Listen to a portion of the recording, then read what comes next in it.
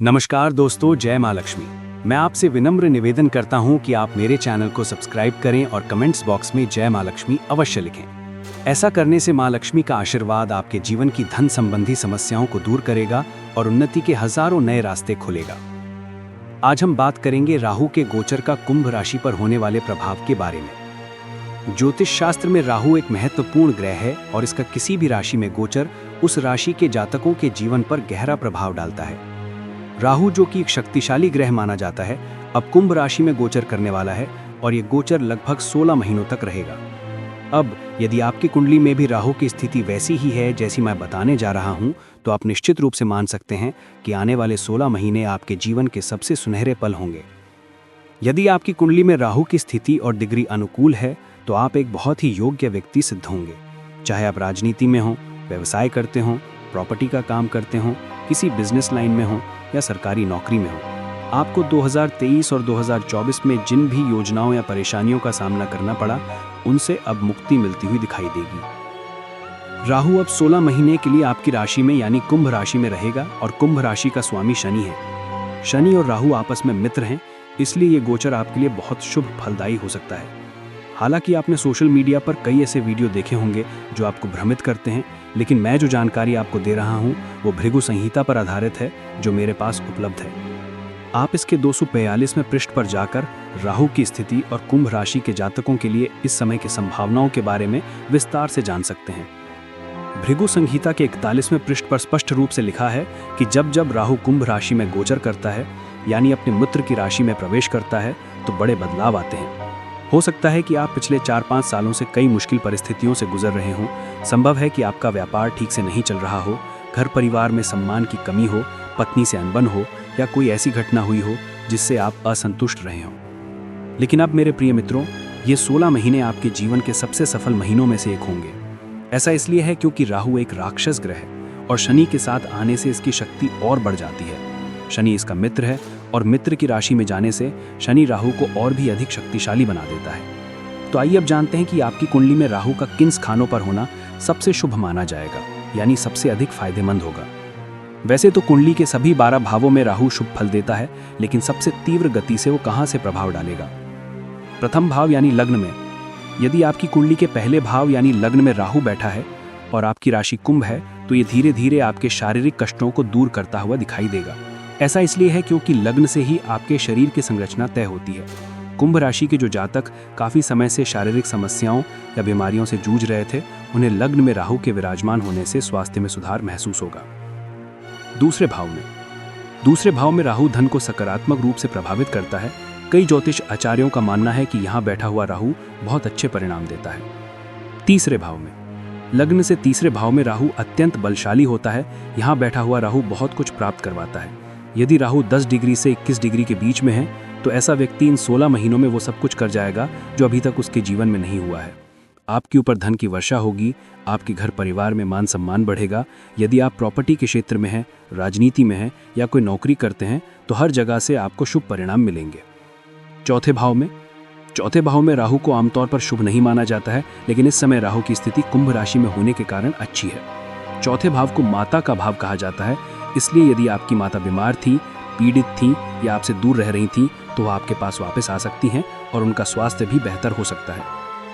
इसके अतिरिक्त चौथे भाव से मकान और प्रॉपर्टी का भी विचार किया जाता है, इसलिए यदि पिछले 4-5 सालों में ऐसी स्थिति आ गई थी कि आपको अपना मकान बेचना पड़ सकता था, तो वो स्थिति अब टल जाएगी।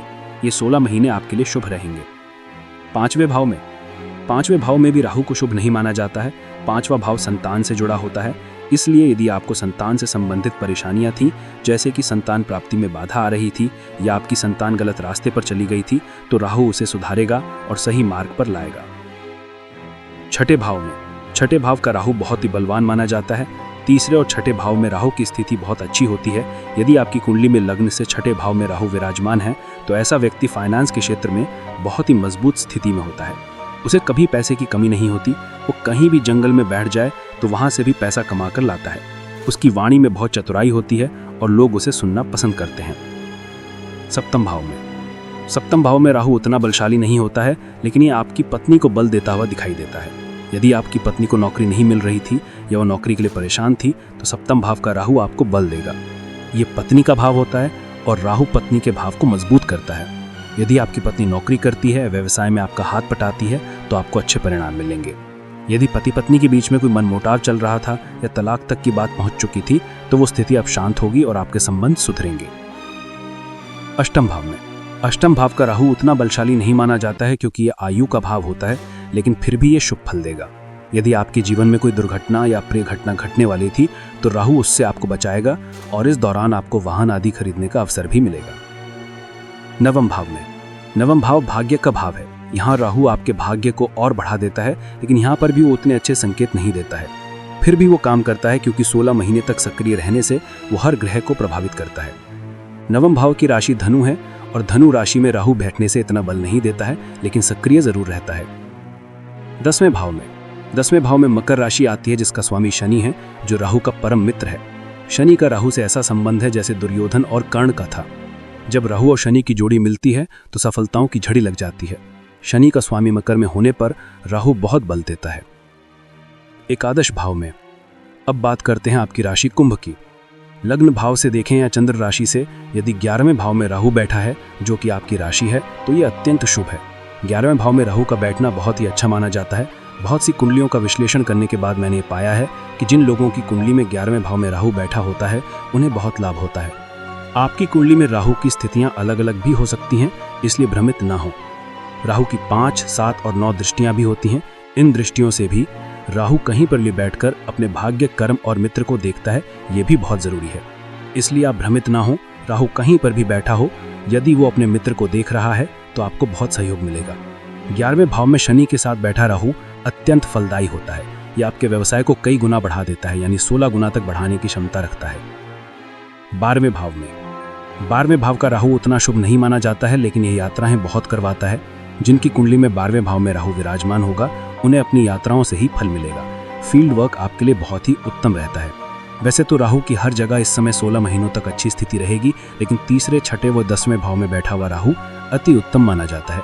आपकी कुंडली के तीसरे भाव, छठे भाव, 10वें और 11वें भाव में बैठा हुआ राहु आपको जमीन से उठाकर आसमान पर खड़ा कर देगा और आपके सारे काम बना देगा।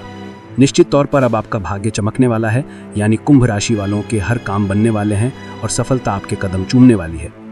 दोस्तों, यदि आप अपनी कुंडली का विश्लेषण करवाना चाहते हैं तो आप मुझसे संपर्क कर सकते हैं। हालांकि अभी मेरे पास समय थोड़ा कम है, क्योंकि स्टाफ की कमी के कारण मैं वीडियो भी अपलोड नहीं कर पा रहा हूं और आप लोगों के इतने कमेंट आ रहे हैं कि मैं समय नहीं दे पा रहा हूं। फिर भी मैं पूरी कोशिश करता हूं कि आप लोगों से बात करूं और मैं खुद ही बात करूं। आप अपनी कुंडली भेजिए और एक बार उसका विश्लेषण अवश्य करवा लीजिए। मुझसे नहीं सही किसी और से करवा लीजिए, लेकिन ये जरूर देख लीजिए कि आपकी कुंडली में राहु की स्थिति क्या है। यदि स्थिति वही है जो मैंने बताई है, तो ये 16 महीने यानी 2026 और 2027 आपके लिए धन वर्षा करने वाले हैं, आपके हर काम बनाने वाले हैं और आपकी सभी इच्छाओं को पूरा करने वाले हैं। तो दोस्तों, ये वीडियो आपको कैसी लगी मुझे कमेंट बॉक्स में ज़रूर बताएं। यदि आपके कोई प्रश्न है तो कमेंट बॉक्स हमेशा खुला है, आप उसमें अपने कमेंट रख सकते हैं। यदि आपको कोई और जानकारी चाहिए तो निश्चित तौर पर कमेंट बॉक्स में बताएं। तो मिलते हैं बहुत जल्दी एक नए कार्यक्रम के साथ। तब तक अपना ख्याल रखिएगा, स्वस्थ रहिएगा। धन्यवाद। जय सिया राम, जय जय सिया राम। आशा है कि आपको ये वीडियो पसंद आया होगा। अगले वीडियो में फिर मिलते हैं। कृपया हमारे चैनल को सब्सक्राइब करें और कमेंट बॉक्स में जय मां लक्ष्मी जरूर लिखें।